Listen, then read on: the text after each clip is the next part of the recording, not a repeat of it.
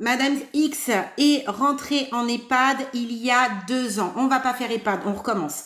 Madame X séjourne à ce jour en service, je crois que j'ai déjà fait un caca comme ça, c'est pas grave, de maternité. Madame X a subi une césarienne il y a 2 jours. Celle-ci doit rester au lit, alité, sous la demande du médecin. Ok.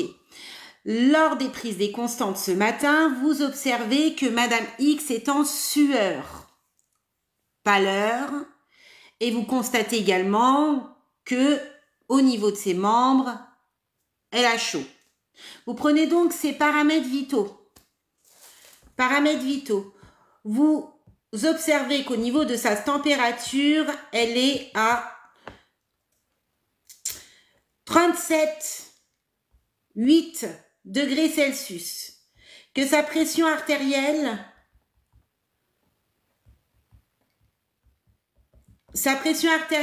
est de 150-90 mm de mercure. Faut que je marque aussi, après je répète. Sa saturation est à 97%. Ok. Madame X, 37 ans ou 30 ans, je ne sais pas, est arrivée dans le service maternité. Elle a subi une césarienne. À ce jour, celle-ci reste au lit. Lors de votre arrivée, vous observez que Madame X est en sueur. Rougeur, j'ai dit? Je sais plus. Voilà. Et ses membres chauds. Ses paramètres sont une température à 37,8 degrés Celsius, une pression artérielle à 150-90 mm de mercure et une SAT à 97%. Ok. Je n'ai pas fini. Je n'ai pas fini.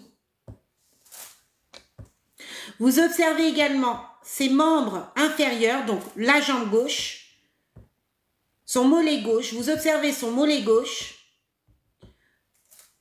rouge, chaud et douloureux.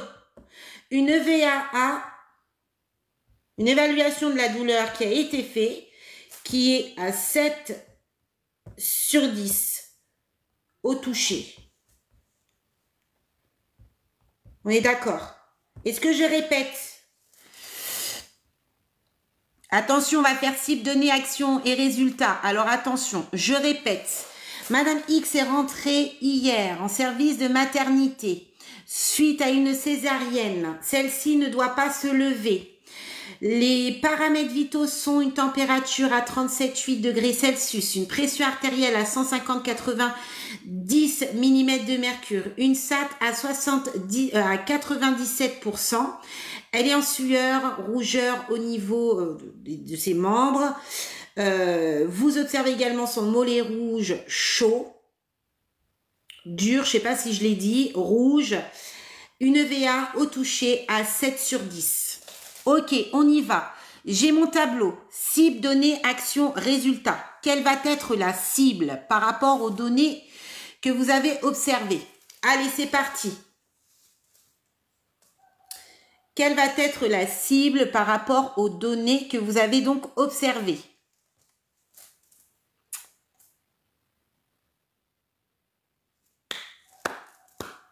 Alors, est-ce que je dis phlébite? Est-ce que je dis phlébite? C'est une cible? Ouais, mais c'est un diagnostic, hein? Ah, c'est un diagnostic. Est-ce que vous êtes habilité d'en faire un? Est-ce que vous pouvez mettre dans votre tableau cible, données, action, résultat au niveau de la cible phlébite?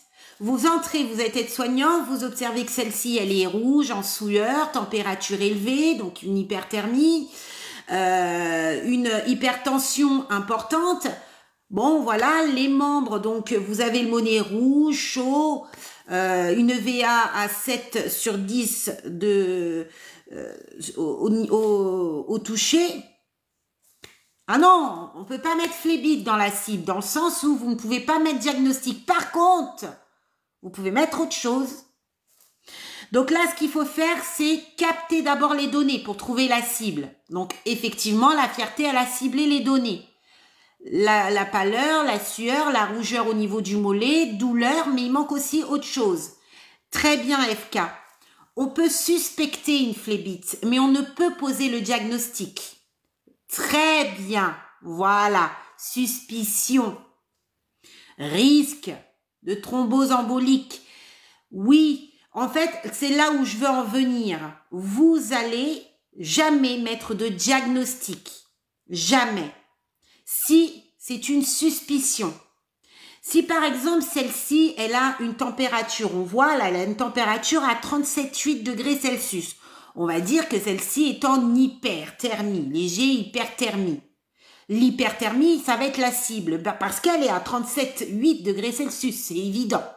Par contre, si j'ai le mollet qui est rouge, dur, chaud, j'ai toutes les signes cliniques. Mais moi, en tant qu'aide-soignant, je ne pourrais dire que celle-ci, c'est sûr, c'est une phlébite. Alors, ok, on est d'accord sur le risque de phlébite. D'accord. Par rapport à quelles données que vous pouvez cibler ça?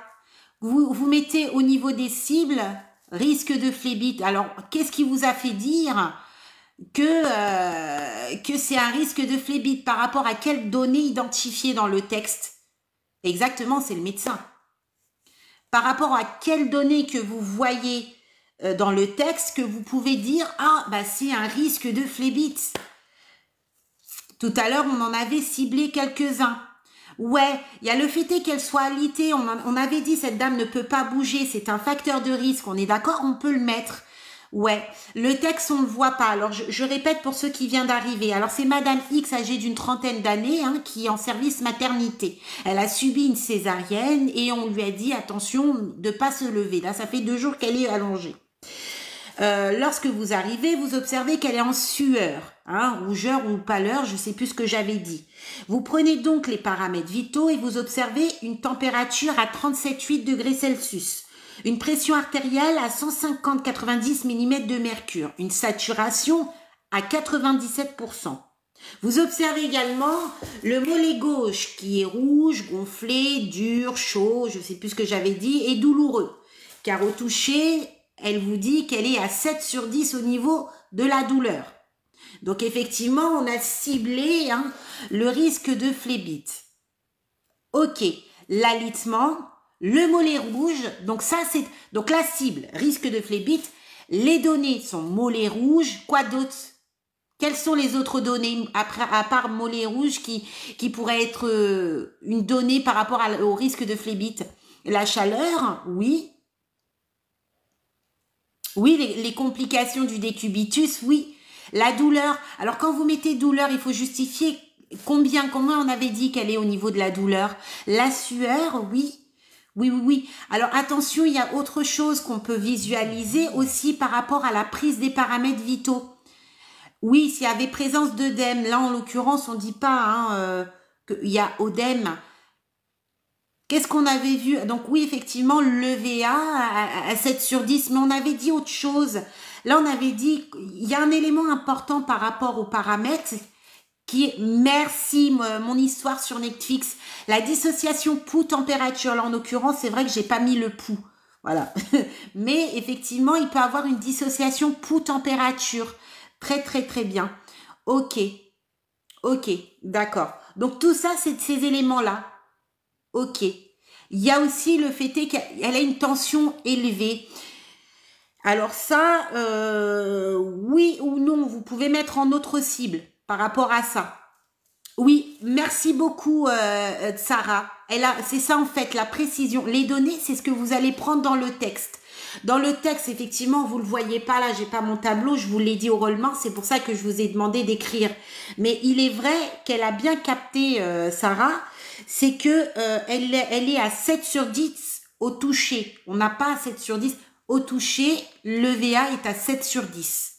C'est bien, c'est ça qu'on veut, c'est de la précision. Vous avez chopé l'information, les données, c'est ça. Hein. C'est ce que vous voyez dans le texte, vous le prenez, vous le mettez dans le tableau.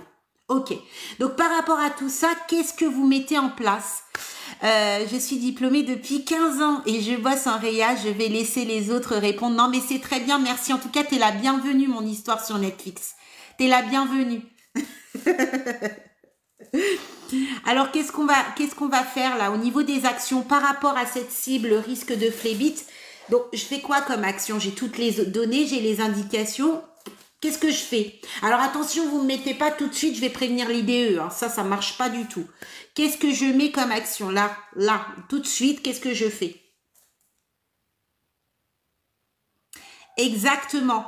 Là, c'est un élément hyper important. On ne la lève surtout pas. Pourquoi on ne la lève surtout pas?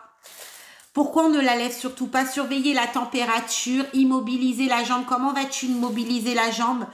Laisser cette dame allongée. Est-ce que je le laisse les jambes à cette dame? Repos strict, oui. Paramètres vitaux régulières, ouais. Repos strict, oui. Je dis à la patiente de pas se lever. Effectivement, on va l'éduquer, c'est très bien. Risque, le caillot va migrer. Ça, je le fais régulièrement, ce petit exercice avec vous, parce que c'est hyper important. Il faut pas que celle-ci marche. Hein, on est d'accord hein, que ce caillot, hein, ce thrombus peut aller migrer. Il va migrer au niveau du cœur, peut migrer au niveau du poumon, donner une embolie pulmonaire, aller au niveau du cerveau, donner un AVC, un AIT. Donc là, c'est une urgence vitale. Donc on va minimiser toute progression. Je sens que il va encore tomber, mais on va minimiser toute progression de rapidité de la migration du caillot. Et effectivement, celle-ci ne doit pas marcher. On ne surélève exactement pas les jambes. Évaluer la douleur. Je l'installe et lui mets la sonnette à disposition. Je la rassure, on l'éduque. Très, très bien. Très bien. Ouais. Super, on ne masse pas non plus. Tu vois, ça, je le dis rarement, mais effectivement, on va pas se mettre à masser, à stimuler. Hein. Ça, c'est vrai que c'est bien de le rappeler parce que c'est un élément que j'oublie souvent de le dire. Exactement. Donc voilà nos actions. C'est une urgence qu'on dit vitale. Faites un petit rappel. C'est quoi une phlébite? Petit rappel. Coucou ma belle. Ça va Orlane? Merci beaucoup pour les roses. Petit rappel, c'est quoi une phlébite? Je le fais à chaque live, je vous fais réviser ça parce que c'est trop important. Petit rappel, c'est quoi une phlébite? Une écho-doppler et qu'elle n'a pas d'anticoagulant, on lui propose le bassin. Très bien. Caillot de sang qui va se détacher du mollet. Oui. Coucou Malou. Obstruction d'un caillot veineux dans une veine. Très bien. Très bien. Donc voilà, un petit rappel. Ça, c'est quelque chose que vous devez maîtriser à la fois pour vos cours, parce que ça passe souvent en examen. C'est pour ça qu'à chaque fois, je vous le fais répéter. Mais voilà, plus on répète, plus ça rentre. Mais aussi par rapport à votre parcours professionnel. Parce que, bon, on est au courant, il y a beaucoup de choses qui s'appliquent par manque de formation, d'information. Et malheureusement, ça peut mettre à mal le patient. Donc, vous savez ce qu'il faut faire. Eh bien, c'est à vous, du coup, sur le terrain, quand vous voyez que il y a un risque de phlébite et peut-être que la collègue, c'est peut-être pas de sa faute, hein, qu'elle n'a pas été informée sur ces choses, vous pouvez gentiment transmettre votre savoir, vice-versa, elle vous transmet, vous la transmettez dans la bienveillance, bientraitance, et voilà, parce que c'est hyper important, l'objectif, c'est le patient qui est là. Non, il faut surtout pas surélever les jambes, hein. Surtout pas. Si tu surélèves les jambes, le caillot, il va faire quoi? Là, je peux pas vous montrer. En général, je me mets en scène, je lève mes jambes, mais si là, tu vois, c'est ton corps, tu vois. Ça, c'est ton corps. Ça, c'est ta tête. Voilà, ça, c'est ta tête. Donc là, ici, c'est tes jambes. Tu as le caillot au niveau de tes membres inférieurs. D'accord? Donc, tu es là et tu vas lever les jambes. Ton caillot, il va faire quoi? Il va faire le cœur, poumon, risque embolie pulmonaire. Fiop, cerveau, risque d'AVC. En gros, tu vas accélérer la migration en surélevant les jambes. Il faut surtout pas. Et il y a beaucoup de personnes, ils ont tendance, quand ils voient quelqu'un qui fait un petit malaise ou qui se sent pas bien ou autre, ils surélèvent, mais sans regarder les membres, sans regarder... Il faut bien regarder. Il faut bien regarder, il faut éliminer tout risque derrière. Et c'est hyper important. Non, il n'y a pas... Vous faites API, mais c'est pas noté. Ok, c'est bon. Allez, on passe à autre chose. J'espère que ça, c'est ok. Ah, attention. Cette dame, on dit qu'elle est en hyperthermie, d'accord? Mais il y a aussi quelque chose, un élément qui est hyper important parce que on voit que sa pression artérielle est à 150-90 mm de mercure. Est-ce que cela est normal pour une personne qui a 30 ans? Est-ce que ces paramètres-là sont normaux par rapport à son âge?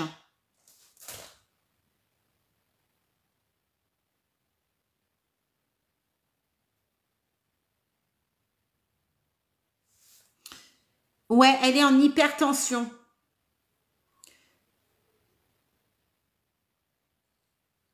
Alors là, effectivement, j'ai pas de pouls. Mais vous, en tant qu'école, alors je sais, hein, ce que vous voyez, les normes de votre école, de votre établissement, ça va dépendre de plein de choses dans vos services. Chaque service ont leurs propres normes, donc il faut que vous vous en référez. Mais il y a aussi comment dire, la pression artérielle habituelle de votre patient. Ça, il va falloir que vous vous en informez également. Parce que bah, ça peut varier. Il y a des personnes, ils ont 115 de tension, bah, c'est normal pour eux.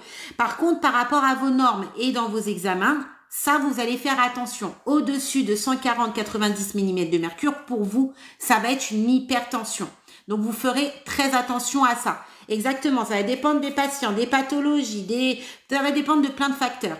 Mais voilà, c'est pour ça qu'il faut bien étudier votre cas. Mais vous, en examen, dans votre établissement, vous vous référez aux normes de votre établissement. Ne déviez pas. Ne mettez pas dans votre tête, oui, mais il faut que, je sais pas, peut-être que... Non, vous vous référez aux normes. C'est hyper important ce que je vous dis. Parce que l'établissement, les normes d'établissement sont pas pareilles, certains par exemple dans certains services, et aussi le facteur aussi de la pathologie. Donc surveillez bien la personne si elle a des pathologies ou s'il y a une petite phrase marquant que Madame X habituellement elle a une tension qui varie entre je sais pas moi 15 de tension et cela est correct pour elle. Donc vous lisez bien les grandes lignes. Ouais. Hypertension, oui. 140 de systole et 90 de diastole. Hein. Il y a deux indicateurs à bien connaître. Ok. Oui, vous, c'est la norme, c'est 140-90 mm de mercure. C'est ça. Vous vous référez vraiment à ce que vous voyez à l'école. Ne déviez pas. Commencez pas à dévier. Sinon, vous allez vous retrouver dans le pétrin. Ok. On tourne un petit peu, là, aujourd'hui, on va tourner un petit peu. C'est pour ça que j'essaye d'aller un petit peu vite au niveau des questions. Là, en l'occurrence, ce qu'on est en train de voir, c'est cible donnée, action, résultat. C'est des transmissions ciblées. Donc, ça a à voir avec l'activité 9, femme capable. Merci beaucoup pour le cœur, Orlane. Ok, ça marche. On passe à autre chose. D'accord? Ok. Là, je vous dis, on mélange tous les modules hein, aujourd'hui. On mélange tous les modules. D'accord? Alors là, vous êtes amené à faire le bio-nettoyage d'une chambre. Le bio-nettoyage d'une chambre après une sortie d'un patient. D'accord? Vous avez fait le plus gros. Ok. On va parler des grandes lignes. J'ai mon produit détergent désinfectant. Le détergent désinfectant sert à quoi? Le produit détergent désinfectant sert à quoi? Module 8, là on est passé du module 9 à module 8. Le produit détergent désinfectant sert à quoi?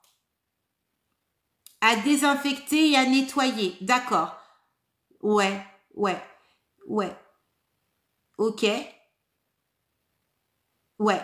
Il permet de désinfecter et nettoyer les surfaces. Avant la manipulation de ce produit, je veille à faire quoi? Attention, réfléchissez, il y a plein de choses à faire. Avant toute manipulation de ce produit, qu'est-ce que je fais? On ne parle pas de diluer, ça y est, il a été dilué. Avant toute manipulation de ce produit, je porte des gants. Avant de porter les gants, je fais quoi? On met des gants. Ouais, mais avant de mettre des gants, je fais quoi? Ouais, c'est ça. Hein. Ok, on passe au début. Je me frictionne les mains avec du gel hydroalcoolique. Je mets des gants à usage unique. Merci pour le cœur. Je mets des mains à usage unique. Ok. Je m'apprête à toucher le détergent désinfectant, mais je vais vérifier quelque chose quand même. Ah oui, le chat. Je m'apprête à toucher ce détergent désinfectant. Ok, j'ai frictionné mes mains, j'ai mis mes gants. Je prends le détergent désinfectant, je le regarde. Merci beaucoup. Pourquoi la date? Pourquoi je regarde la date? Je prends le détergent désinfectant, je le regarde. Pourquoi je regarde la date? Ok, par rapport à la péremption. Merci beaucoup la Rodriguez. Ok, on repart. Je me frictionne les mains au gel hydroalcoolique, je mets des gants à usage unique. Je prends mon produit, je regarde la date. Est-ce que je suis sûre que c'est le bon produit? Pour être sûre que ça soit le bon produit, je vérifie quoi aussi? Exactement. Je regarde la date d'expiration, de péremption du produit parce que sinon, celui-ci ne sert à rien. Exactement, Stéphanie. Je regarde que celui-ci soit bien identifiable pour être sûr d'utiliser le bon produit. Parce que parfois, vous avez vous savez, des cheat sheets. Ah bah ok, il y a la date peut-être, mais il n'y a pas de nom. Est-ce que c'est le produit détergent désinfectant ou est-ce que c'est de l'eau de Javel qui a été mis par une collègue ou est-ce que c'est du détartrant? On ne sait pas. Très bien. On répète. Je me frictionne les mains, je mets des gants à usage unique. Ok, je prends le produit, je regarde que celui-ci est identifiable, que c'est le bon produit. Je regarde également la date de péremption. Tout est bon. Ensuite, je fais quoi? Je veux laver les surfaces. Qu'est-ce que je fais? Je veux nettoyer les surfaces. Qu'est-ce que je fais? J'ai le produit dans les mains, j'ai mes gants. Je veux nettoyer les surfaces. Qu'est-ce que je fais? Du haut vers le bas. Oui, mais qu'est-ce que je vais prendre pour laver du haut vers le bas? Merci, je prends une lavette. Celle-ci, elle est comment, la lavette? Je prends une éponge. Ah, c'est intéressant. Je plie en 4. D'accord. Ok, j'ai mon produit dans les mains. Je prends une lavette pliée en plusieurs faces. Et ensuite, je fais quoi? J'ai la lavette pliée en plusieurs faces. Elle est propre. J'ai mon produit détergent désinfectant. Est-ce que je vais directement pulvériser les surfaces? Je pulvérise quoi? Les surfaces ou ma lavette? Ok, je prends le produit détergent désinfectant. Je pulvérise ma lavette de produit. Ok, je pulvérise la lavette. Pourquoi je pulvérise pas les surfaces directement? Pourquoi je pulvérise directement la lavette? Pourquoi je pulvérise pas directement les surfaces? Pourquoi je pulvérise directement la lavette? Ah, risque de projection dans les yeux. Et quoi d'autre? Ah, risque d'inhaler. Qu'est-ce que ça peut faire si on inhale le produit? Ok. C'est un produit puissant, toxique. Ok, si j'inhale le produit, je pulvérise le produit. J'inhale le produit, qu'est-ce qui risque de se passer? Avant de mourir, qu'est-ce qui se passe? Oui, des problèmes respiratoires. Ah, ok, il y en a, ils ont parlé aussi des yeux. C'est hyper important, mais il n'y a pas que les yeux, il n'y a pas que les soucis respiratoires. Il y a quoi d'autre? Il y a quoi d'autre? Ça, c'est quoi? Exactement, au bout de 15 ans, c'est dangereux, hein, c'est des produits toxiques. Exactement, il y a des risques d'allergie, d'irritation cutanée. Ok, voilà pourquoi. Attention, le M8 analyse que je suis en train de vous dire, c'est important, vous pouvez le mettre dans votre analyse. Je pulvérise ma lavette de plusieurs faces directement et je ne pulvérise pas les surfaces car c'est un produit toxique. Hein, comme elle a dit la collègue, au bout de 15 ans d'ancienneté, hein, si on fait ça, croyez-moi, vous allez avoir des gros soucis. Hein. Les cancers, c'est pas rien ce produit, d'accord? Donc, problème au niveau cutané, respiratoire, hein, et puis les yeux. Hein. Les yeux, c'est très dangereux. Ok. Pourquoi ma lavette est pliée en plusieurs faces? Ouais, risque d'allergie, mais carrément.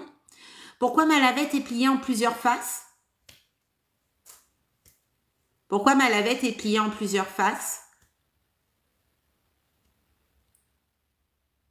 J'ai pas de lavette. Pour pas repasser dessus. Ouais, alors tu dis pour pouvoir l'utiliser plusieurs fois. Très bien, Léla. Mais alors du coup, c'est pourquoi alors? Pourquoi? Pour éviter d'étaler, pour utiliser toutes les faces. Ouais, mais pour quel but? Pourquoi pour utiliser toutes les faces? Pour quel but au final? Ouais, pour utiliser toutes les faces. Exactement, c'est point de vue écologique, économique. Hein?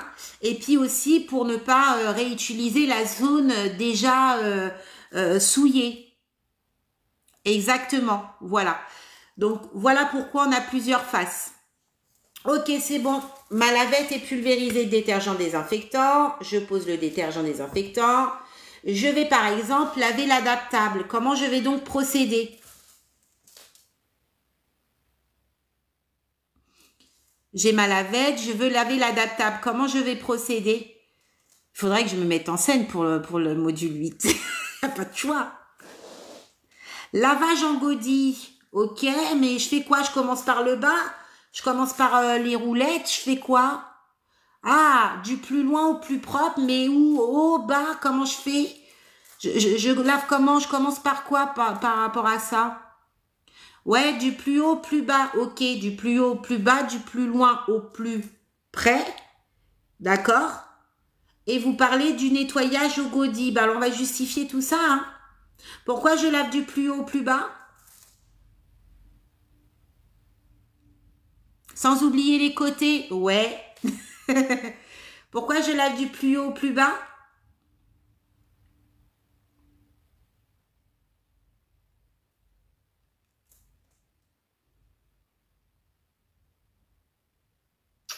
Exactement, c'est le phénomène du plus propre au plus sale. Je lave du plus haut au plus bas pour le phénomène du plus propre au plus sale et ne pas... C'est une question aussi de poussière. J'enlève la poussière du haut que j'emmène vers le bas et non le contraire. Ok. Mais là, pour l'adaptable, c'est une question du plus propre au plus sale. Plus c'est bas, plus on considère que c'est plus sale que le haut. Ok. Pourquoi je lave du plus loin au plus près? Pourquoi je lave du plus loin? Peut-être que ma main, si je la mets sur le côté, vous n'allez pas la voir. Pourquoi je lave du plus loin au plus près? Ouais, on change de face de la lavette à chaque fois. Alors, je prends l'adaptable. Imaginez l'adaptable devant vous. Je lave du plus haut au plus bas, mais du plus loin au plus près. Pourquoi?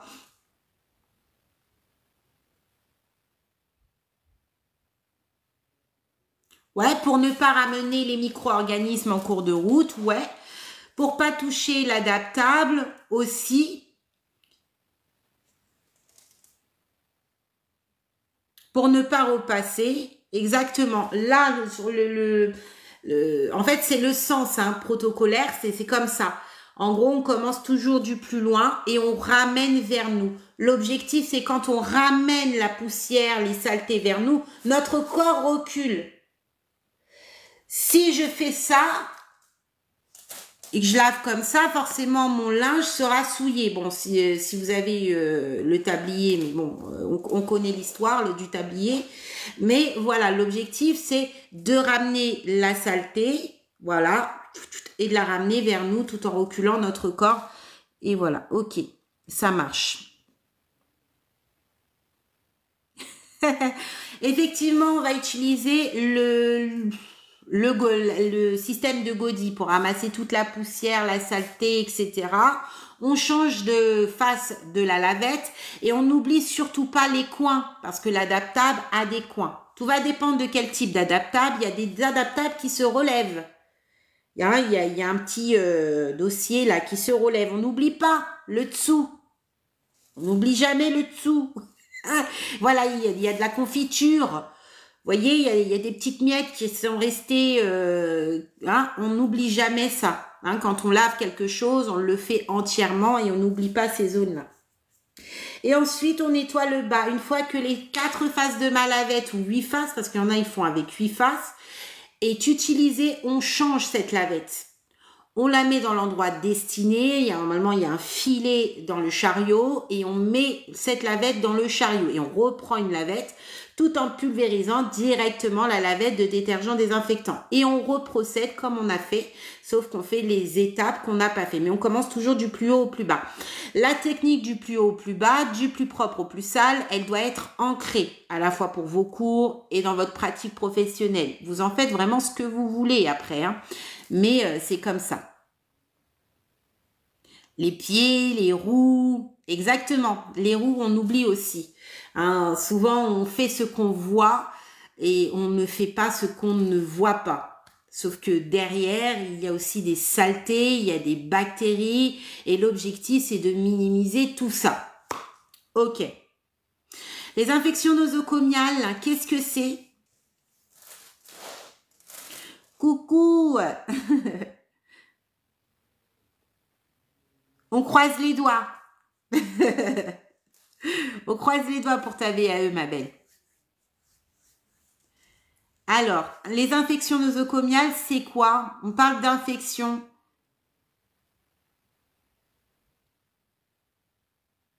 La gastro. Infection nosocomiale. On les chope où? Exactement, c'est une infection attrapée, donc là, dans les hôpitaux. D'accord? Une infection attrapée en cours d'une hospitalisation, oui. En très peu de temps, ça va très très vite. Hein. L'infection nosocomiale est majoritairement causée par nous. Vraiment. Donc, il faut faire super attention à ça. Infection qu'on a attrapée dans l'établissement, oui. Oui, oui. Exactement. C'est dans les établissements, les hôpitaux qu'on chope ça. Hein, les établissements de santé, médico-sociaux, tout ça, on retrouve cela. Bloc opératoire, dans des services spécifiques. D'ailleurs, il y a des zones à risque infectieux. Après, ça, on en reparlera. Je ne sais pas si on reparlera de ça aujourd'hui parce qu'on va tourner. Là, on est resté trop sur l'hygiène. Mais vous savez que vous avez des zones à risque infectieux. Et ces zones à risque infectieux, il faut les connaître parce que du coup, vous allez adapter tout un protocole derrière. Vous allez lever la zone 1, 2, 3 et 4. Voilà.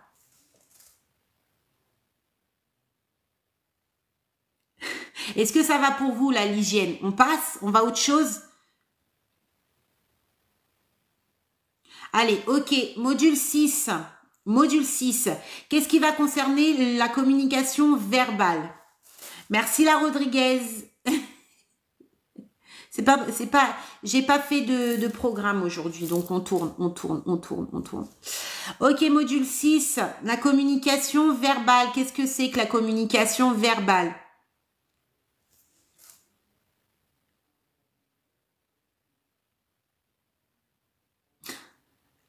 Yes, on y est, yes. Monia. Adapter une communication mais alors du coup verbal. Pourquoi on dit verbal? Directement au patient, c'est-à-dire annoncer ce qu'on l'on fait, par quoi, par quel moyen? La communication verbale, par quel moyen tu vas exactement la parole? Là, on entend. Hein. Là, c'est l'entendre, l'écoute. La communication verbale, c'est l'échange, la voix, la parole. On est d'accord, ce que l'on dit. Très bien. Ok, ça, c'est la communication verbale. La communication verbale, elle va comprendre quoi? Pour que l'interlocuteur en face de vous puisse comprendre correctement l'information donnée.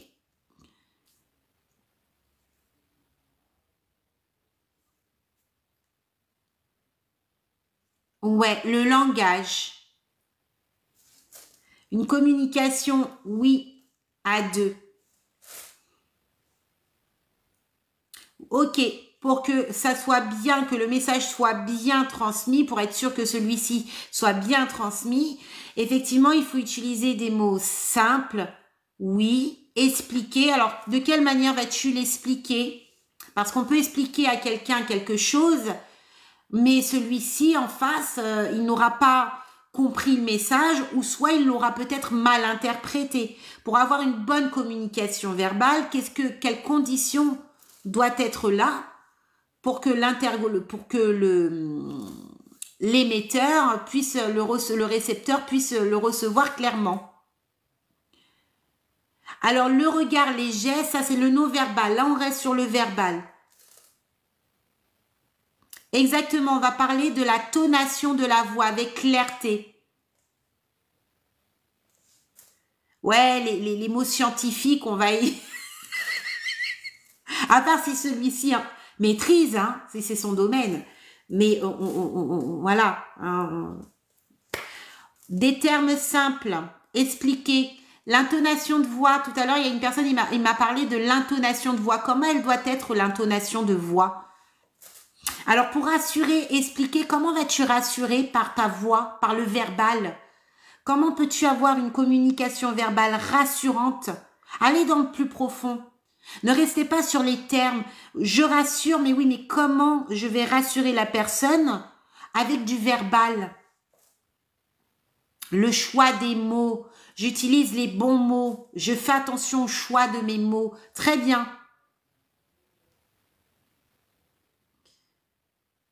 Très bien.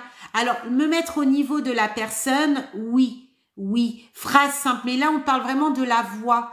Et j'utilise des phrases simples, claires. J'articule, oui. En face de la personne, oui. Alors ça, c'est des conditions non verbales. Des mots simples, calme. Une intonation claire, douce, posée. Rassurante. Ok, quand on parle de communication rassurante, il faut en mettre les termes justifiés. Oh là là, il me fait faire 2 puzzles aujourd'hui. Il est trop gourmand, TikTok. La rassurer. Est-ce que quelqu'un peut me parler de reformulation? C'est quoi la reformulation? Encore personne m'a parlé de ça. À quel but ça permet quoi le fait de reformuler les choses? Bien articulé, des mots simples, une voix douce, calme. Il faut que ça soit clair et précis, parler doucement. Ouais. Vocabulaire adapté, écho-miroir, de mieux comprendre, savoir si elle comprend. Exactement. Madame X me dit, j'ai trop mal dormi aujourd'hui. Il y a eu du boucan toute la nuit. Je vais utiliser la reformulation. Elle va paraître fermée au niveau de la communication et elle va employer des mots durs, énervés, avec sa colère, on voit faciale et tout ça. Elle vous dit, oh cette nuit j'ai mal dormi. J'ai mal dormi, c'est insupportable. On m'a pas laissé dormir, il y a eu du boucan toute la nuit. Je reformule. Vous n'avez pas dormi cette nuit? Il y a eu du boucan toute la nuit? Et là, va ouvrir l'échange, la conversation. Vous allez pouvoir ouvrir cette communication. Voyez? Voilà, on parle doucement. Bien sûr, quand on va reformuler, on va pas reformuler avec la même intonation que la personne.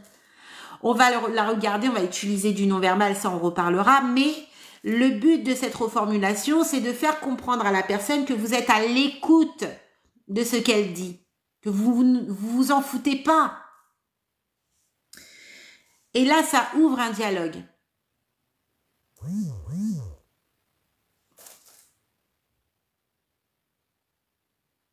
Là, du coup, ça ouvre un dialogue. Si par exemple, il y a une personne qui vous dit je veux pas que je veux pas que ça soit vous qui me je sais pas moi je veux pas que vous me fassiez la toilette. Je veux que ça soit votre collègue. Voilà, elle vous a jamais vu et puis elle vous dit je veux pas que ce soit vous qui fasse la toilette, je veux que ça soit une autre personne. Très énervée, c'est la première fois qu'elle vous voit. Le fait est de reformuler, ça permet d'ouvrir cette communication, mais vous allez utiliser les bons termes. Exactement. Vous voulez pas que ça soit moi qui vous fasse la toilette? Oh non, non, je veux pas que ça soit moi. Alors dites-moi pourquoi. Expliquez-moi.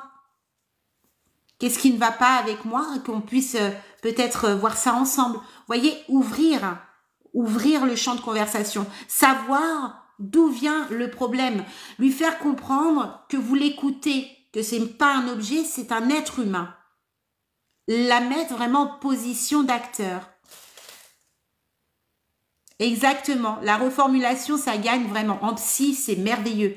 La reformulation en psy, c'est top. Mais c'est vraiment top.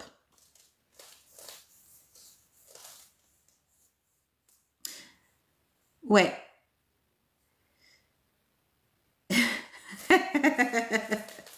Ok. Donc ça, c'était le verbal. Donc vous avez utilisé la reformulation. Alors le non-verbal, ça va correspondre à quoi? Quand on dit non-verbal, c'est quoi en fait? Qu'est-ce que ça concerne quoi le non-verbal?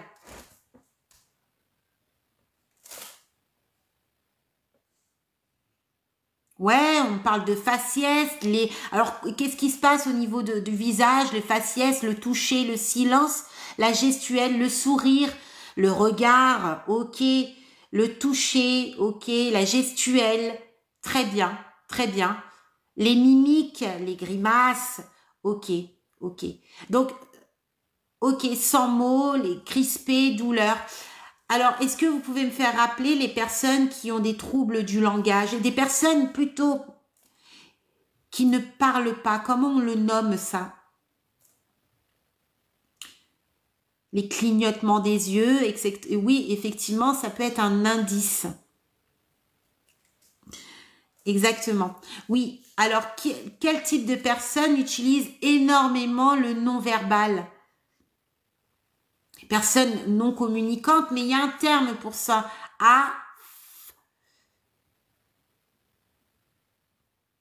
Aphasique. Voilà.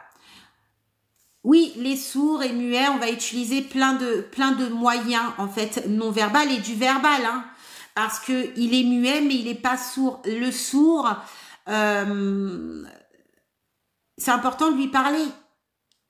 Ça, le sourd, c'est important de lui parler parce que il va analyser votre bouche, le o, le oui, le non. Si vous articulez bien, vous le regardez face à face, il va pas vous entendre, hein. Il va pas vous entendre. Mais par contre, il va observer votre bouche, vos lèvres.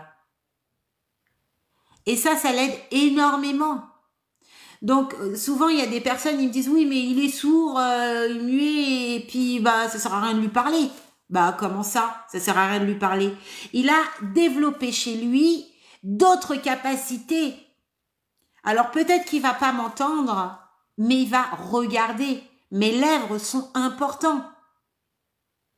Je vais mimer, je vais l'aider à avoir ses réponses, mais par contre, je vais toujours utiliser ma bouche, donc je vais toujours parler. Les lèvres, exactement. L'image. Ok. Alors, il y a des moyens communicatifs, du matériel de communication qui est important. Est-ce que vous pouvez m'en parler? Est-ce que ça vous vient en tête? Qu'est-ce que je peux utiliser pour une personne qui est en incapacité aujourd'hui de parler? Donc, je vais utiliser d'autres moyens de communication. Les dessins, exactement, l'ardoise. Qu'est-ce que je peux utiliser aussi? On met des images, comment on appelle ça? Ouais, le téléphone, les pictogrammes, oui, les images. Exactement, les tablettes, les supports, hein, c'est hyper... là aujourd'hui, attends, en 2025, il y a tellement de moyens. Les pictogrammes, les images, l'ardoise, tout ça. Ok. Alors, attends. Je vais voir juste un truc. 18h ou 18h30. Alors, attendez. Attendez, je vais juste envoyer un message à une collègue qui a rendez-vous. 2 secondes, j'arrive. Je peux pas 18h30.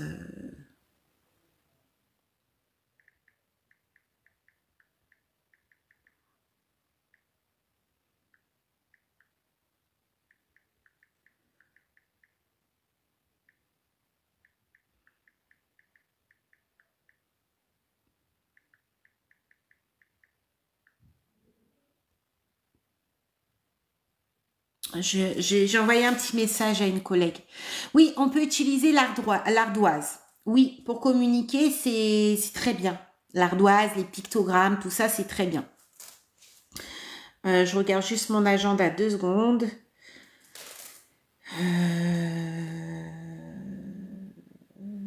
Non, parce que j'ai ma IEA après, je peux pas la prendre maintenant.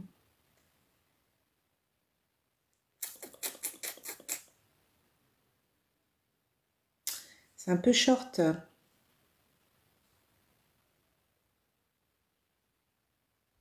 C'est un peu short. La télévision, la télévision, oui. Voilà, donc ça, tous les moyens communicatifs, on peut l'utiliser. Je sais plus où j'en étais, j'ai bugué. Surtout, oui, lorsqu'ils sont intubés. Excusez-moi, si possible, alors attends, parce que demain, dans la matinée, j'ai quelle heure? J'ai 8 heures.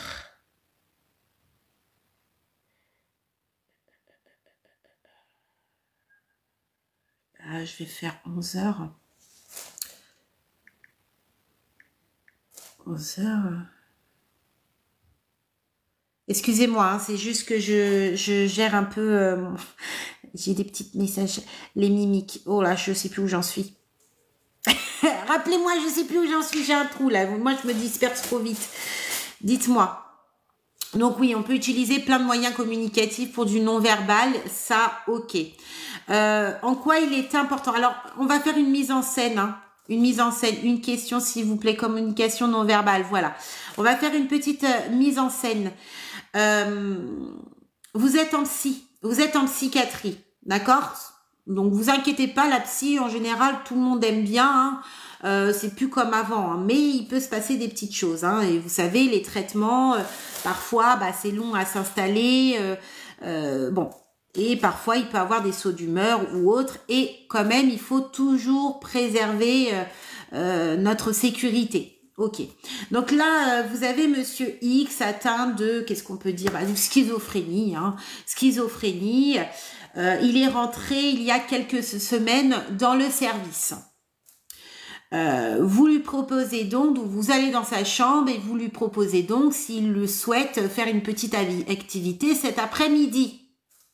Il vous répond très tranquillement, oui bien sûr, je veux bien faire une activité avec vous. Vous lui proposez donc si il souhaiterait, je sais pas, faire son lit puisque son lit était tout en. Vous lui proposez de faire son lit. Et là, il se met à s'énerver. Voilà. On prend une situation quelconque, hein, vraiment. Il se met à s'énerver. Il s'approche vers vous et il vous dit de quoi je me mêle, sortez de ma chambre, et très agressif au niveau de l'intonation de voix. D'accord. À cet instant précis, que faites-vous? Je me rappelle plus de l'histoire. Bon, à cet instant précis, que faites-vous? Voilà, vous avez un patient atteint de schizophrénie qui est rentré il y a quelques jours. Il est dans sa chambre et vous lui proposez une activité. Je ferme les yeux pour m'en rappeler. Vous rentrez dans sa chambre, vous lui proposez une activité, ce qu'il accepte. Vous voyez que son lit est dérangé, vous lui proposez votre aide pour faire son lit, pourquoi pas, d'arranger un petit peu sa chambre. Et là, il se met à s'énerver très brutalement, il vient vers vous avec un ton très agressif. Qu'est-ce que vous faites? J'essaye de le calmer. Ah bah oui, mais comment? On le rassure, on le dit quoi? En lui disant quoi? Je sors de la chambre. Ok, tu sors direct. Je le rassure en lui disant quoi? J'essaie de gérer la situation comment? Je comprends. Alors, oui, je le rassure, mais vous le rassurez comment? Allez dans la profondeur. Je le rassure parce que ça suffit pas. Pour rassurer une personne, il faut que vous mettez des actions. Parce que si vous mettez je rassure quelqu'un, mais que derrière, bah oui, d'accord, tu rassures, mais tu fais quoi?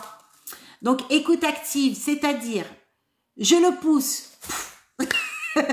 Attention, est-ce que je le pousse? Je reviens vers vous. Savoir ce qui se passe. Il vous dit, non, je veux pas que vous fassiez, vous faites ma chambre, c'est pas votre affaire, ça vous regarde pas. Il vient vers vous d'un ton très en colère.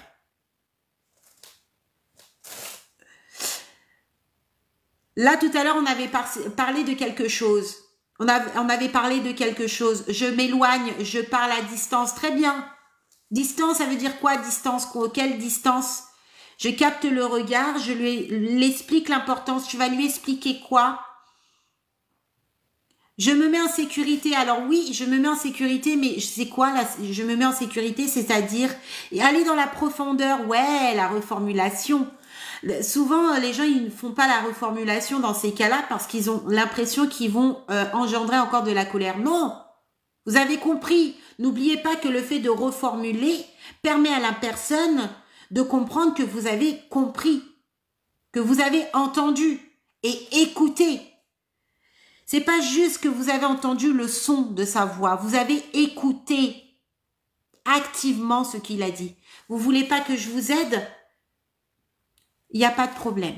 Voilà, vous voulez pas que je vous aide, je vous aiderai pas, il n'y a pas de problème, c'était juste comme ça. Voyez? On prend ses distances professionnelles, on prend ses distances, toujours on se met en sécurité. Ça ne veut pas dire que vous êtes soignant, que vous êtes un bouc émissaire. Attention, on n'est pas un punching ball. Hein. Mais voilà, on prend toujours sa distance. Je lui explique qu'on va faire le lit à deux, mais il ne le veut pas. Il vous a dit je ne veux pas. Lui, pour lui, ça lui convient d'avoir un lit comme ça. Et c'est une source d'énervement.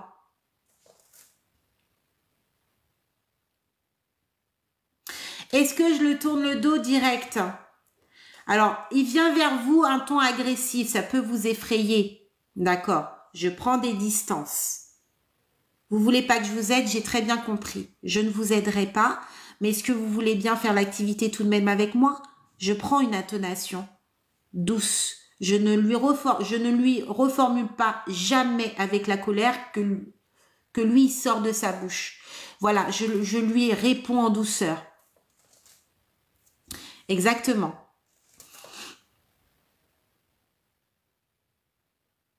Est-ce que je lui tourne le dos? Je suis dans la chambre, je suis rentrée dans la chambre, je suis loin de la porte. Je suis dans la chambre, je suis loin de la porte. Face à cette situation-là, est-ce que je lui tourne le dos? Non, pourquoi je lui tourne pas le dos? Bien sûr.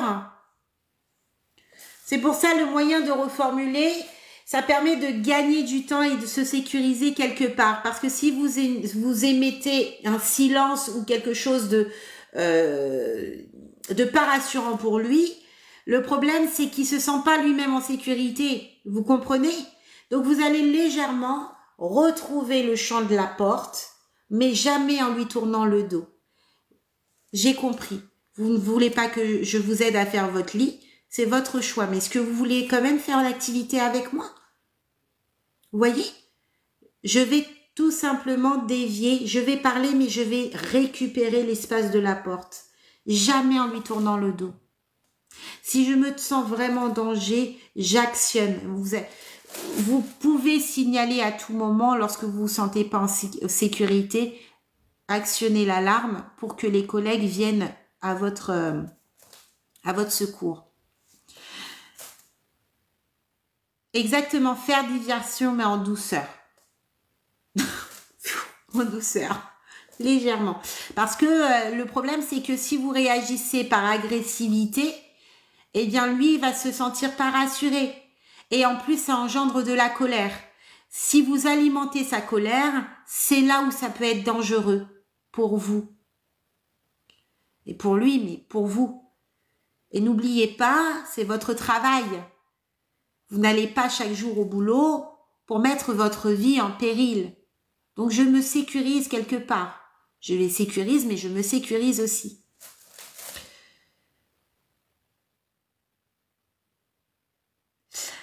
Alors, je n'insiste pas pour le lit. Je n'insiste pas. Là, aujourd'hui, il n'est pas d'humeur. C'est une source. Là, quand vous lui avez posé la question, il s'est tout de suite énervé. Si vous insistez sur le lit, ça va pas le faire. S'il vous dit une fois, n'insistez pas. N'insistez pas. On dévie. Et le moment où il sera dans l'acceptation, vous considérez qu'il est dans l'acceptation, pourquoi pas trouver un autre moyen pour... C'est un lit. C'est pas grave en soi. Exactement. Il faut savoir que les traitements pour les personnes atteintes de troubles psy, c'est très dur, c'est très long. C'est très très long. Les effets, c'est compliqué. Le dosage est compliqué. Donc, voilà, il faut savoir que parfois, il peut y avoir des moments où bah ça va pas et c'est normal. Par contre, vous, derrière, vous savez qu'il faut toujours être sur ses gardes, faire attention à comment vous allez communiquer, vous sécuriser également. Et si vous êtes en danger, j'alerte. Ouais.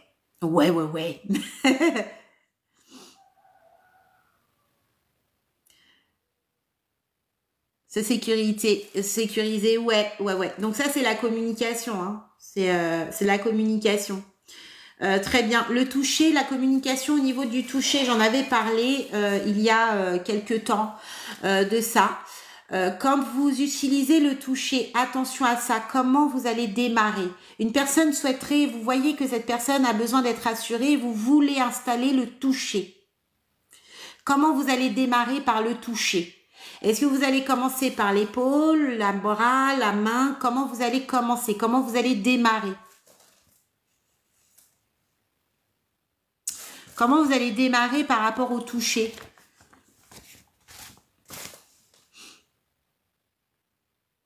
Alors, le toucher, la main, le bras, la main.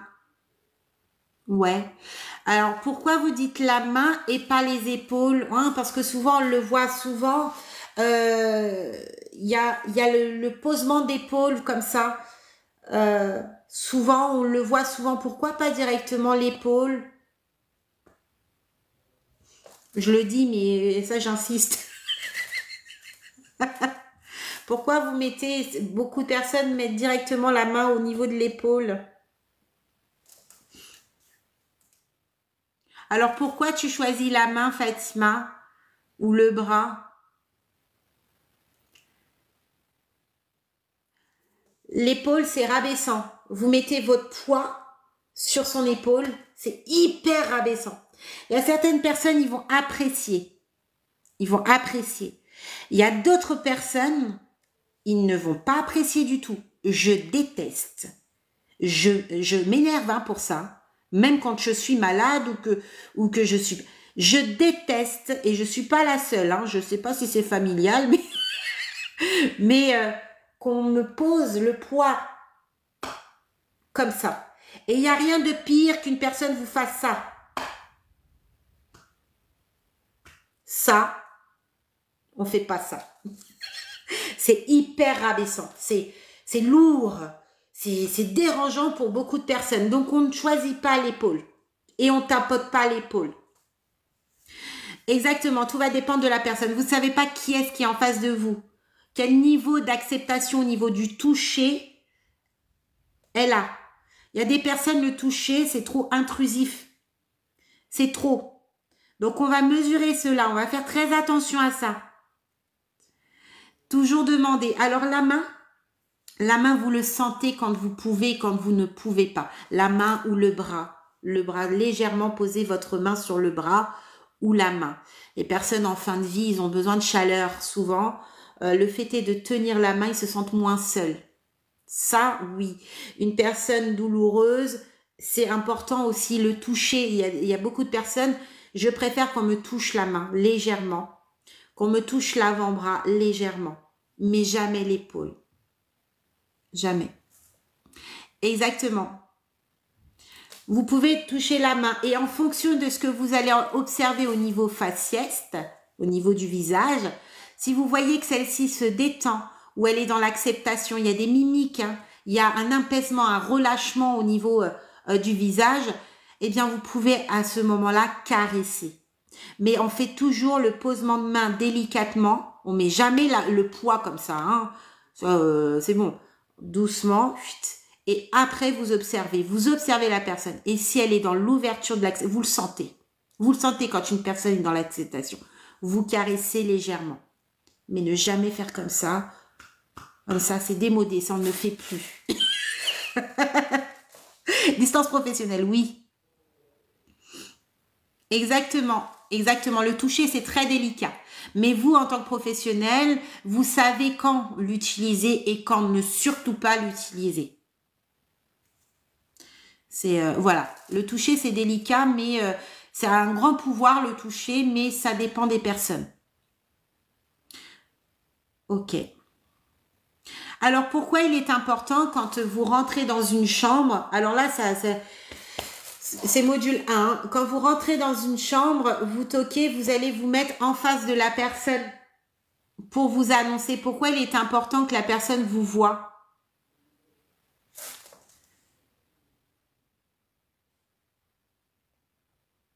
Pourquoi il est important que la personne vous voie?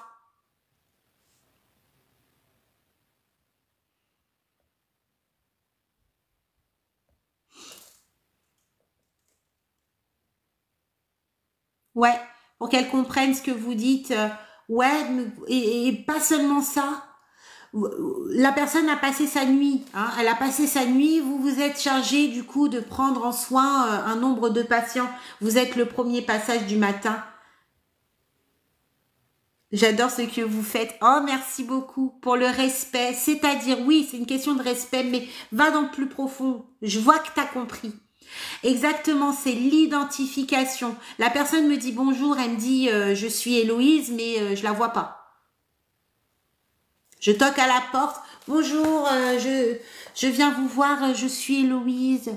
Ouais, je suis devant la porte. Est-ce qu'elle m'a réellement vue? Elle a besoin d'avoir une image de moi. Qui est-ce qui me parle? C'est hyper important. Quand on parle à une personne, déjà c'est une question de respect, eh bien on la regarde dans les yeux. Bonjour, je suis là pour venir faire votre tour. Non, vous voyez, elle ne fait pas. Donc c'est pour ça qu'on attire son attention, on lui montre qu'on est là. Il faut qu'elle ait une identification de la personne derrière. Ouais, décliner mon identité. Exactement, exactement. D'ailleurs, c'est pour cela, attention les VAE, si vous êtes là, faites attention, toujours le premier passage, d'accord? On le voit souvent, je sais qu'il y a cette situation critique sur le terrain avec ce sous-effectif, mais de venir dans la chambre premier passage, vous n'avez pas vu la personne, vous venez avec votre bassine, serviette haut, bas, etc. Vous toquez à la porte, bonjour Madame X, je viens pour votre toilette. Non, non, non, non, non. On n'est pas à l'usine. Vous comprenez? Non. On ne vient pas direct avec la bassine. Bonjour, je viens pour la toilette. Non. Je toque à la porte. Madame me dit de rentrer. Si elle dort toujours, je ouvre délicatement. Je regarde si elle est éveillée. Mais on ne fait pas ça. Vous imaginez, moi, le matin, on vient de ma chambre, on m'ouvre les rideaux. Bonjour, madame. Je vous jure que je fous des pains. On ne fait jamais ça. Toujours le premier passage. Pourquoi on dit le premier passage? Pourquoi on dit que le premier passage est hyper important? Pourquoi le premier passage est hyper important? Exactement, Stéphanie. Pourquoi le premier passage, il est important? Ça la rassure, mais encore... oui, exactement, comme, voir comment elle va. Ouais, et quoi d'autre? Leur humeur. Pourquoi il est important de savoir aussi comment ils sont au niveau de l'humeur? Ouais, je sais, Fatima. Pourquoi il est important de détecter l'humeur du jour de la personne? Moi, je me réveille pas toujours du bon pied. Hein, et des fois, c'est incompréhensible. Je me réveille, je suis blasée. C'est savoir si elle a bien dormi. Mais pourquoi tout ça? Pourquoi il est important de savoir l'humeur, si elle a bien dormi, tout ça? Pour quel but? Pourquoi il est important de savoir si la personne le matin a bien dormi, si elle est de bonne humeur, etc. C'est pour quel but?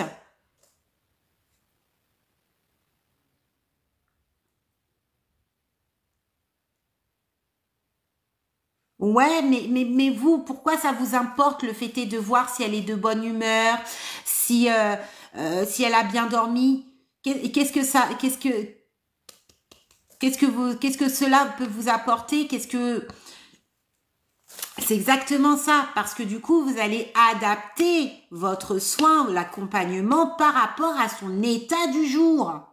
Attention, hier, elle était de bonne humeur, Madame X, elle était prête à se lever, toute souriante, tatati tatata. Aujourd'hui, c'est pas du tout ça. Aujourd'hui, elle a envie de dégainer tout le monde, elle a envie d'envoyer chier tout le monde. Elle est elle aime pas ça du tout. Eh oui, c'est un être humain, c'est comme nous, hein, c'est pareil, hein. Le premier échange, le premier contact permet de nous annoncer, de nous identifier, mais également d'évaluer l'état du jour du patient et du résident. Vous allez prendre en soin, pardon, on dit plus charge, et on dit accompagnement. Vous allez accompagner ces personnes dans leurs soins, en fonction de leur gire, en fonction de leur degré d'autonomie, de leur dépendance. Vous allez adapter votre soin. Mais attention, Madame X était super bien hier. Elle était en capacité de marcher avec son déambulateur. Mais aujourd'hui, elle est fatiguée. Aujourd'hui, cette dame, elle est asthénique. Aujourd'hui, elle a des vertiges, elle a mal dormi. Elle est en incapacité de se lever avec son déambulateur pour aller faire sa toilette au lavabo. L'accompagnement d'hier elle va pas être la même que l'accompagnement de ce jour.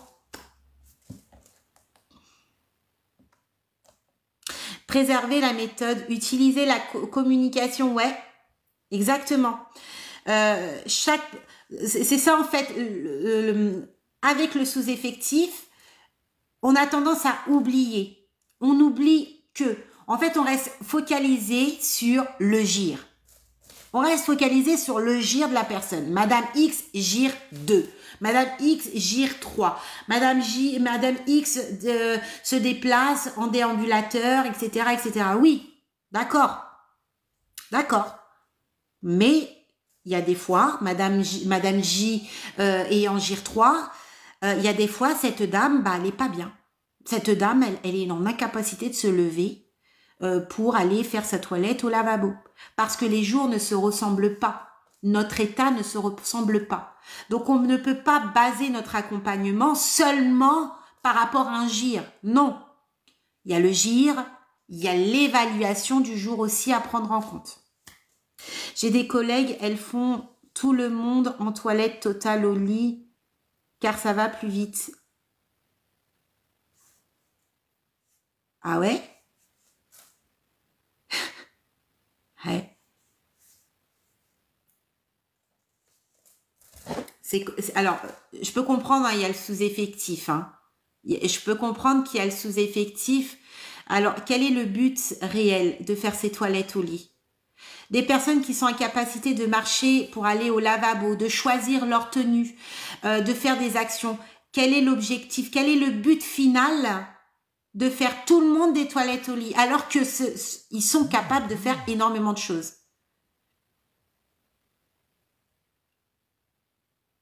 Ça permet de gagner du temps, ok. Et ça permet quoi? Alors, ça permet de gagner du temps, mais les conséquences de ça, c'est quoi? Les conséquences de faire des toilettes au lit alors que celle-ci est en capacité de faire des actions, c'est quoi? On leur prive. On prive l'homme. En face de nous, on a des êtres humains. On prive l'homme. On prive l'homme de son existence, de ses capacités. On lui enlève le peu de ce qu'il a. On lui prend son autonomie. Tu fais des toilettes comme ça. Une personne qui est tout à fait en autonomie de faire sa toilette partielle au lavabo, aujourd'hui tu l'as fait au lit complète parce que tu n'as pas le temps. Le souci, c'est que ça va perdurer. Cette personne va perdre en capacité, va perdre énormément. Certains d'entre eux vont même s'habituer. Merci beaucoup. Certains d'entre eux vont s'habituer à ce que tu lui fasses la toilette au lit alors que celle-ci est toute en capacité de prendre son déambulateur et y aller faire sa toilette au lavabo. En tant qu'aide-soignant, en tant que soignant, on a pour but, c'est le métier qui le fait, de faire en sorte que la personne gagne en autonomie.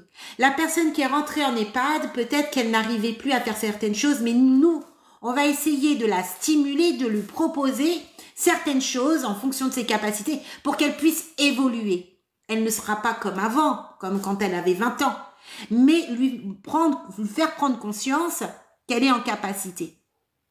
Le problème là de la collègue qui fait des toilettes au lit à tous ses résidents parce que ça lui fait gagner du temps, et ben là on est en train de pourrir l'existence de ces personnes-là. Des personnes qui n'ont pas leur mot à dire, qui ne vivent pas, qui subissent. Pour certains qui ont vendu leur maison pour aller en EHPAD, elles leur privent du peu de choses que l'être a. Et ça, c'est vraiment triste. Certains vont dire, oui, mais tu comprends Héloïse, il y a le sous-effectif, le patron. Plus tu montreras au patron que tout est possible, tu crois que lui va se casser les burnes, excusez-moi d'être vulgaire, à aller chercher des effectifs. Si tous les matins, tu arrives à faire tes toilettes au lit, de faire de 8h à 11h, tout le monde est fait, si tu fais ça, tu crois qu'il va se casser pour te prendre des salariés en plus? Tu auras beau hurler dans les couloirs, de te plaindre à l'heure de pause avec tes collègues, de faire des yeux de carface à ton employeur, il s'en fout. Ça marche.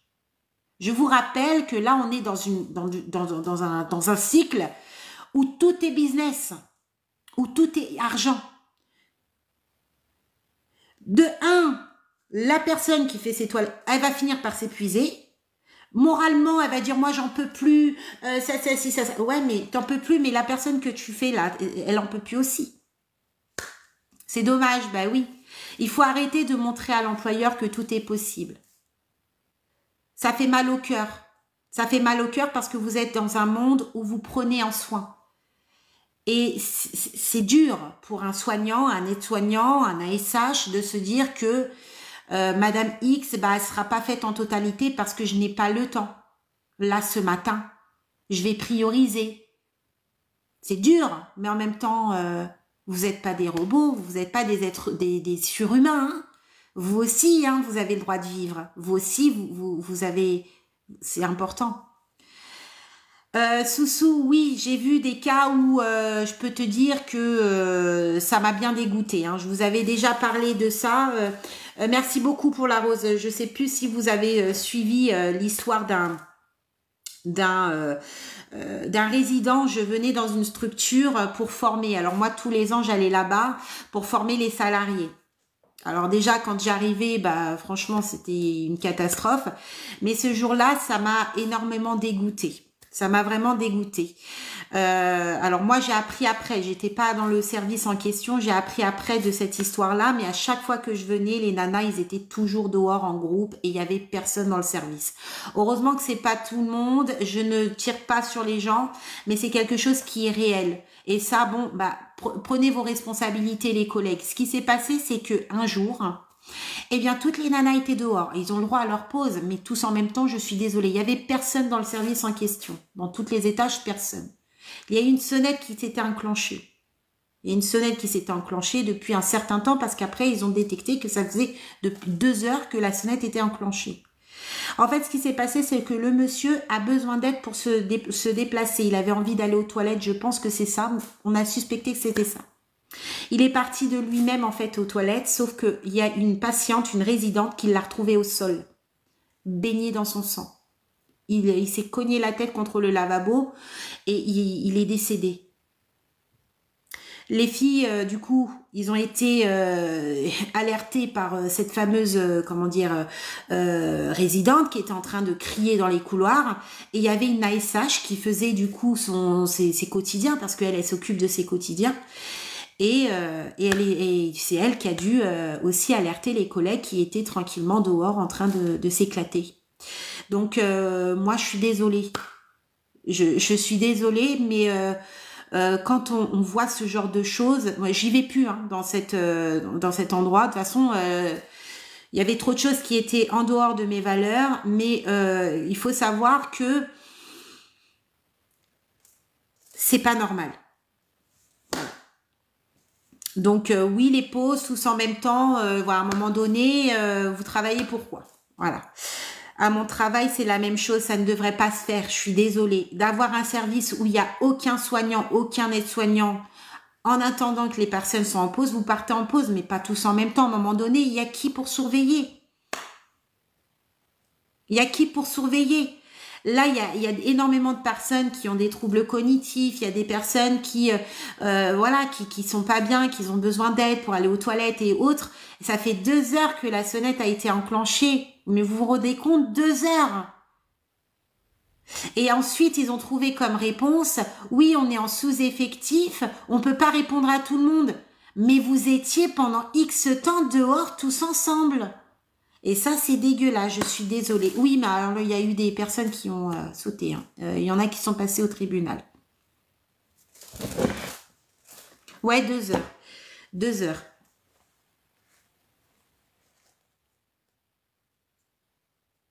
Mais c'est grave. Hein.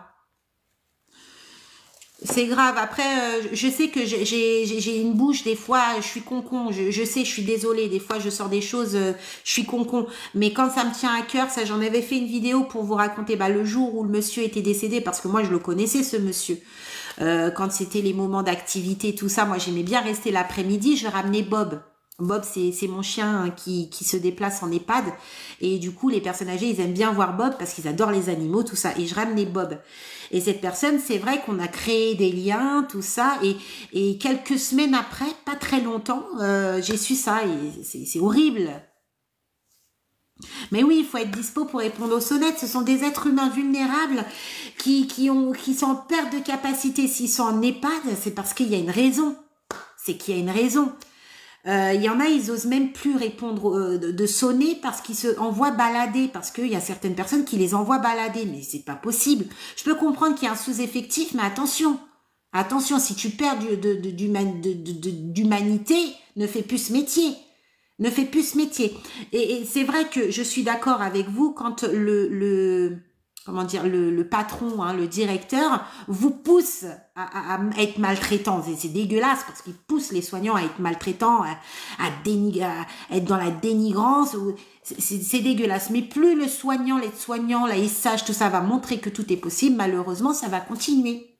Et ça va être de pire en pire. Voilà. Ça, c'était une situation, mais je suis sûre qu'il y en a d'autres qui ont d'autres histoires à raconter. D'aller en pause 2 heures, t'as pas besoin de plus de personnel, bah c'est ça. À un moment donné, moi je veux bien le sous-effectif, mais à un moment donné, il y a des choses qui sont pas très logiques. Hein. Il y a des choses qui sont pas très logiques. Merci beaucoup Fatima. C'est l'humanité, exactement, je suis tout à fait d'accord avec toi. Je passe du coup devant, je tourne à l'étude, le 13, examen d'hygiène, lien. Ça va bien se passer. 6 ans et demi en... Ah là là, ça se passe bien, Nado. J'ai des collègues, elles éteignent leur tel pendant la pause. Le tel de quoi?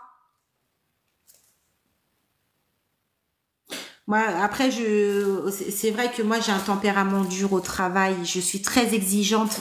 J'ai toujours été très exigeante par rapport à mon travail.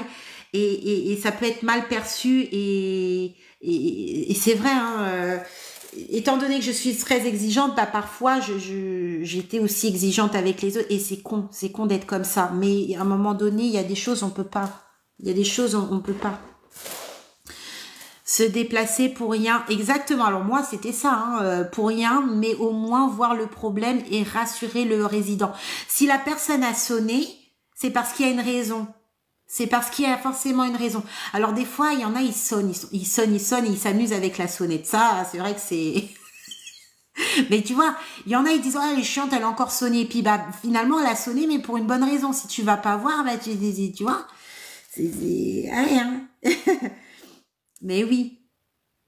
L'organisation de travail, en général, le matin, c'est lourd et il faut être rapide. Le matin, c'est vrai que c'est dur, c'est short. Hein. C'est dur.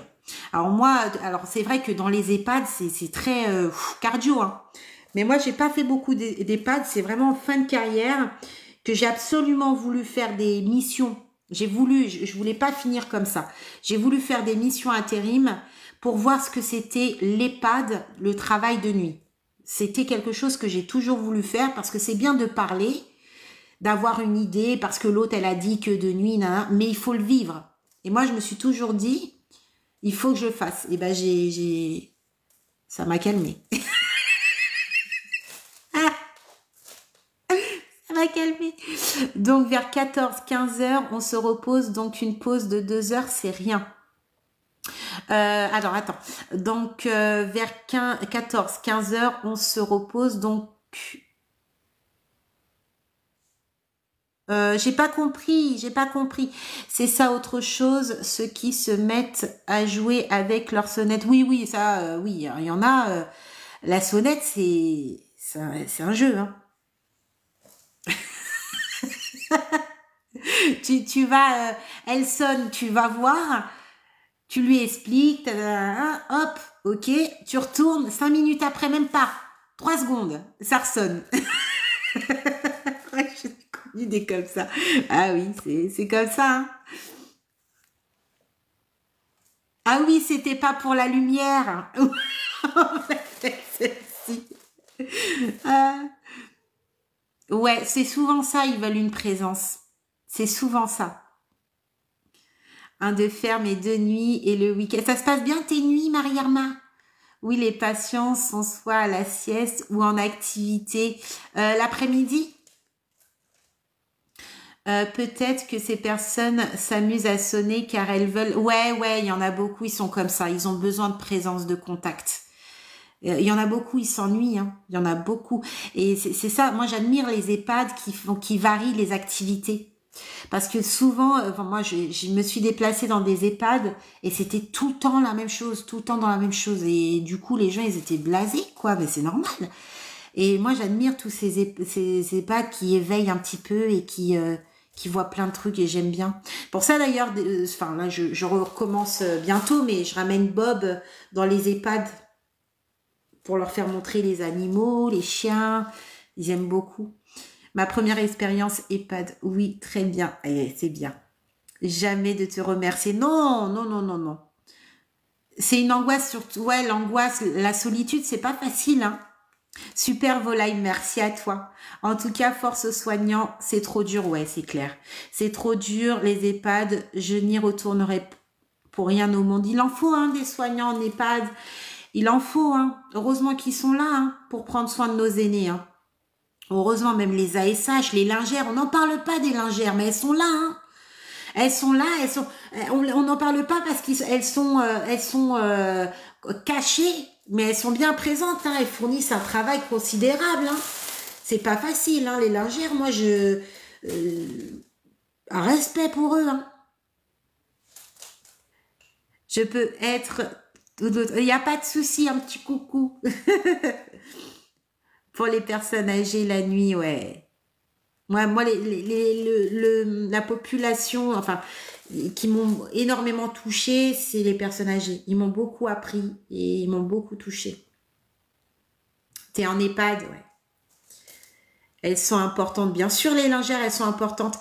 On n'en parle pas beaucoup. Même les AES, hein, les anciens, les AMP. Les AMP, souvent, on les met de côté. Mais attention, hein. Merci, Madame Gomez. Attention, les AMP, ils peuvent beaucoup en apprendre, hein, sur la communication et tout ça. Il faut pas dénigrer parce que c'est complémentaire avec les AS, hein. Les AMP, les AES. Ah oui, hein, les personnes âgées.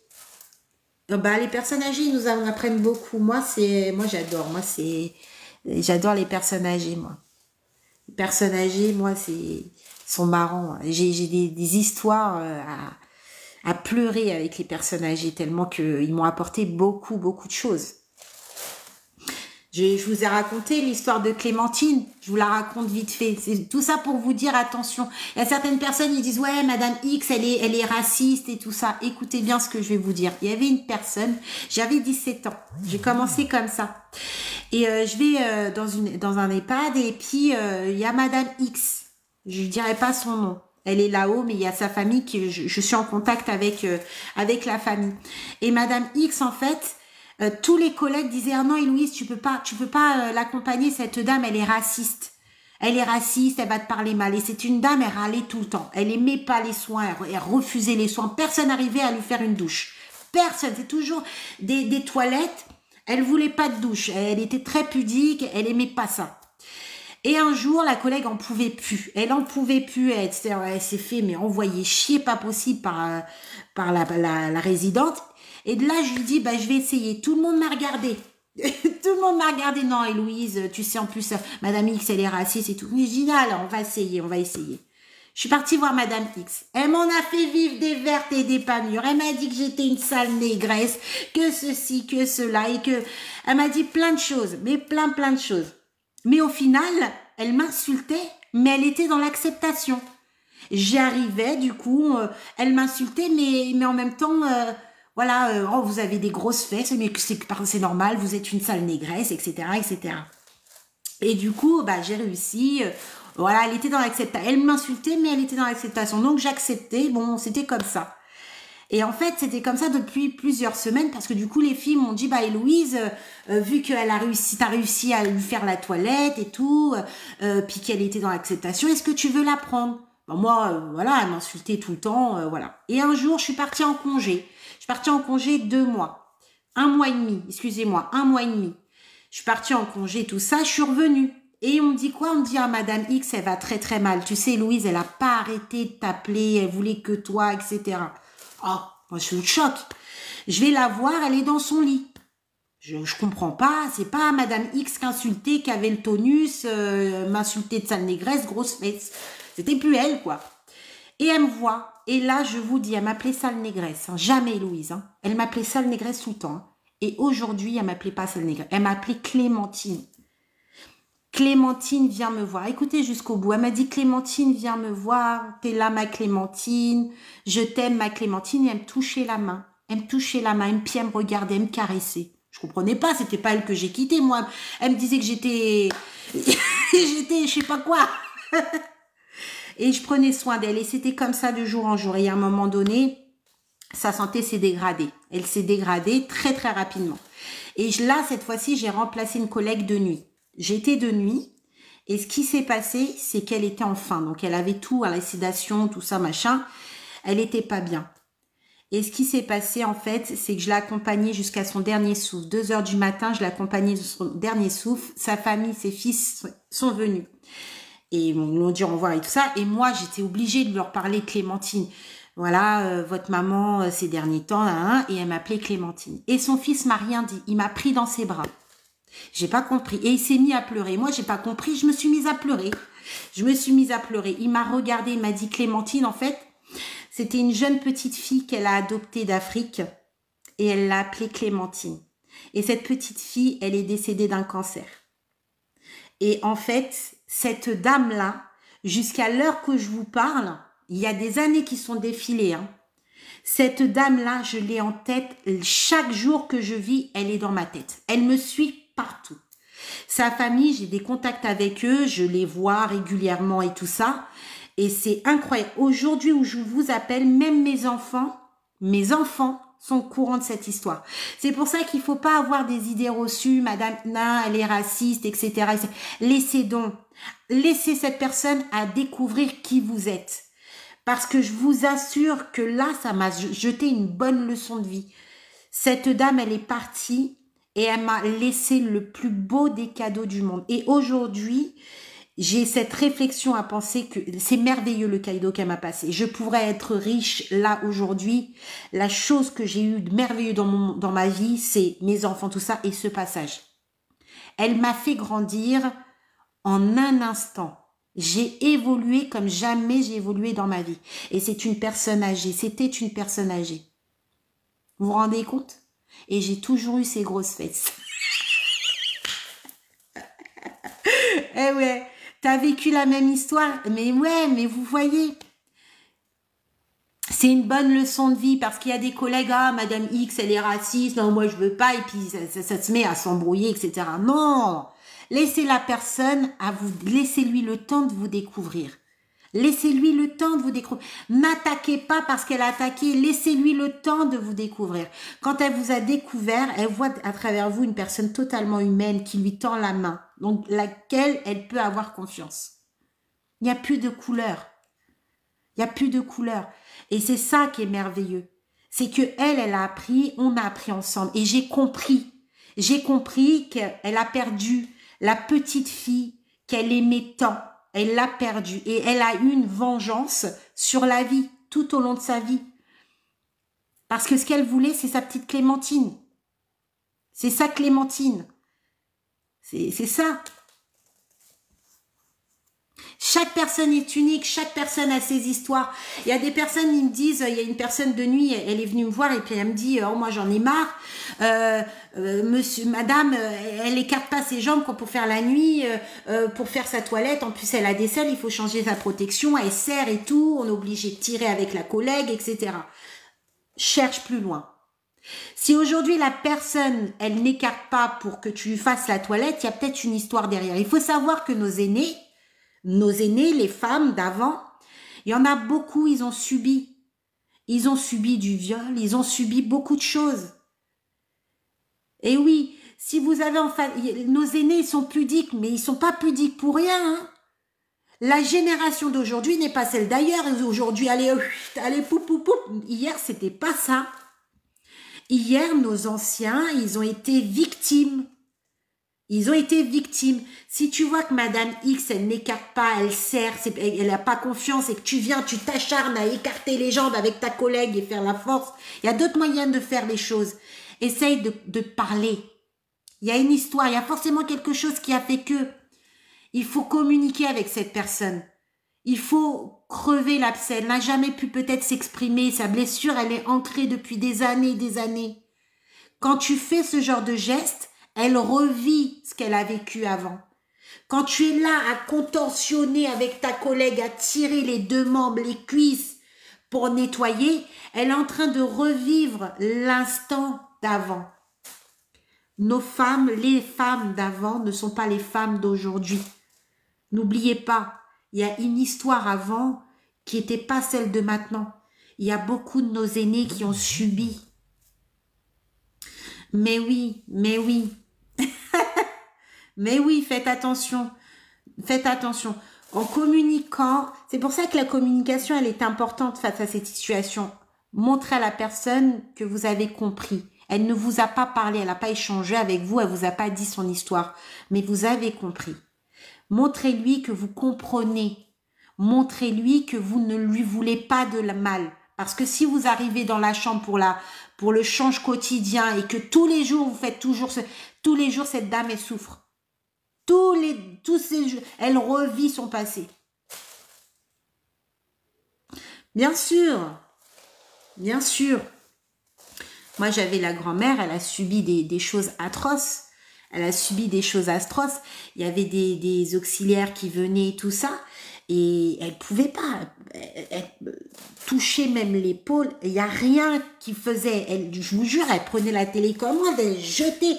Elle faisait des trucs de fou. C'est ce genre de mamie qui tape avec une canne. Elle était dangereuse. Mais quand on explique vraiment son passif, eh bien les gens, et avec la communication, ils ont pu mettre des choses en place parce qu'il y a une manière de faire avec elle. Voilà, il y a une manière. Merci pour vos vidéos. Elles m'ont beaucoup aidé durant ma formation. Au plaisir, Chris. Merci, t'es la bienvenue. J'ai vécu la même chose. La dame ne m'aimait pas. Et maintenant, elle me prononce mon nom. Mais ouais. Bah, en fait, c'est la première image que vous renvoyez. La première image que vous leur envoyez, des fois, ils sont dans la méfiance, voilà, ils vous mettent dans des cases, etc. Mais après, une fois que vous vous libérez, vous montrez à la personne que vous ne lui pas de mal, ça se passe bien, ça se passe très bien. Après, ils peuvent avoir l'humour noir, mais il faut pas prendre ça au premier degré. Faut pas prendre ça au premier. Moi, je vous dis, ça fait des semaines et des semaines, elle me disait, mais la négresse avec son gros cul. Elle me disait, mais c'était chiant. Elle me pinçait le derrière. Elle me pinçait. Alors, à un moment donné, ça va, hein. Mais elle me pinçait.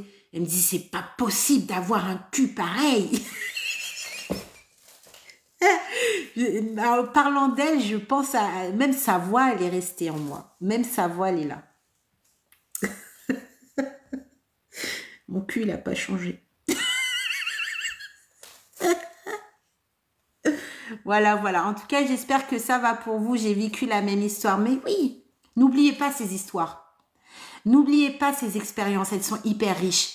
Vous vous dites c'est juste un passage. Non, ce passage-là vous a permis de comprendre, d'évoluer, d'apprendre, de grandir. N'oubliez pas ces passages. Vraiment. Moi, j'ai carrément des patients qui m'ont appris certaines choses. La pression artérielle, le brassard, bon, je l'avais appris déjà.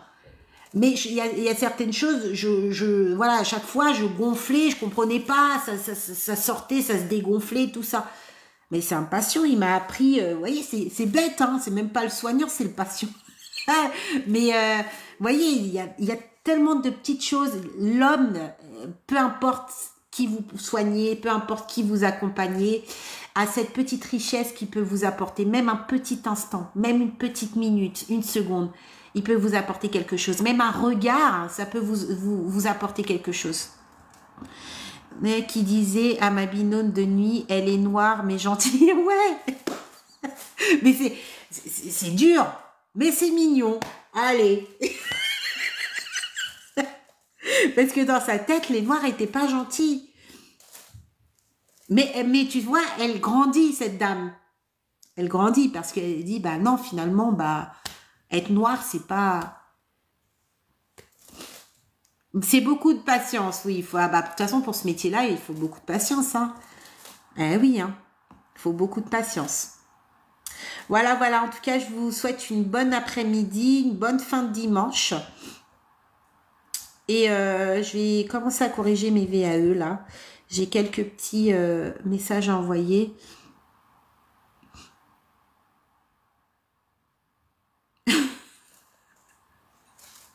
La patiente à 6 heures qui te dit merci de l'avoir ramenée en France.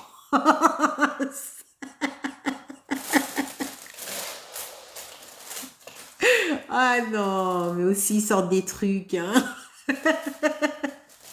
Il n'y a pas de filtre. Il n'y a pas de filtre.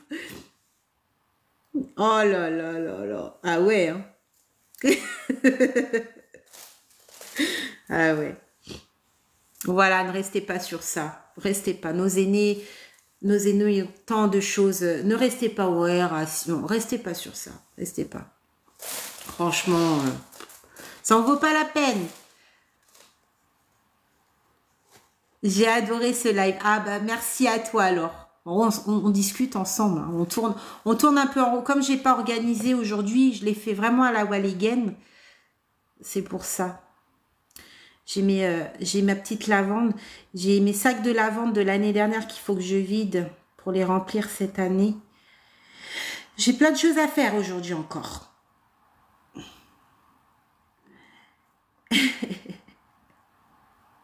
Allez, bisous, bisous. J'enregistre ce live, je le mets sur YouTube si ça vous intéresse. Ma chaîne YouTube est Révision Aide-Soignante 2.0. Pour les rendez-vous et le livre des 10 modules, ce livre-là, qui a été réinitialisé il y a 2 jours, il y a un peu plus de cas cliniques. Je vous ai rajouté plein de trucs. Voilà, je vous ai rajouté des cours M6 et tout ça, je vous ai rajouté plein de choses. Eh bien, vous l'avez sur mon lien TikTok ou sur mon lien YouTube. C'est le livre des 10 modules. Merci, moi aussi, j'ai passé un très bon moment avec vous aussi.